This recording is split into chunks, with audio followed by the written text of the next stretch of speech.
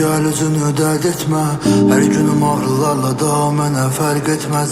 Bax özüm cırdım attım şəkilləri əlimlə. Tapdım özümü ritimlərdə, mahnılarda itdim əlim. Bilsən xəbərsizəm, demə sən üçün dəyərsizəm. Amma dəyər bizə birgə sənlə gördüyüm o günlərimi. Dərdə çevirdinsə əgər karma oyun qurar bizə.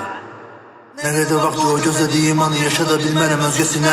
Saçının hər teli tutarım mən deli, nəfəsi nəfəsimə.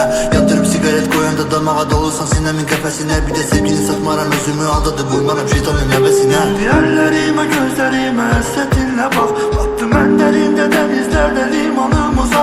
Sənə bir yanım yaxın, bir yanım uzaq. Bir o qədər də yalan gördüm, dönmüşəm buza. İndi əllərimə gözlərimə həsrətinlə bax. Battım mən dərində dənizlərdə limanımıza. Sənə bir yanım yaxın, bir yanım uzaq. Bir o qədər də yalan gördüm, dönmüşəm buza.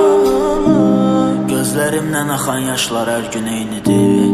Ayrı qaldıq uzun zaman heç nə dinmirik. İçimdə sevgi bitmir, içimdə dərd olur ancaq. Uzaqda qərq olan duyğum yanında necədir bilmirik. Görmürəm heç uzun zaman uzaqlardasan. Problemlər daha çox alır qucaqlamasan. Əmin o gəzdiyimiz parklar oturacaqlar. Sənsiz olmaq daha yaxşı, başqaları oturacaqsa. Özümə fəda edərdim, yanımda qalaraq məni sevərdi. Bitmədi son danışığım, içimə qapanıb sənə gələrdim. Özümdə bilirəm nələri dərdi, mənə verdiyin o necə dəyərdi. Artıq soyumuşam dediyin an ki heç vaxt belə deməzdi. Yerlərimə gözlərimə həsrətinlə bax. Battım mən dərində dənizlərdə limanımıza. Sənə bir yanım yaxın, bir yanım uzaq. Bir o qədər də yalan gördüm, dönmüşəm buza. İndi əllərimə gözlərimə həsrətinlə bax. Battım mən dərində dənizlərdə limanımıza.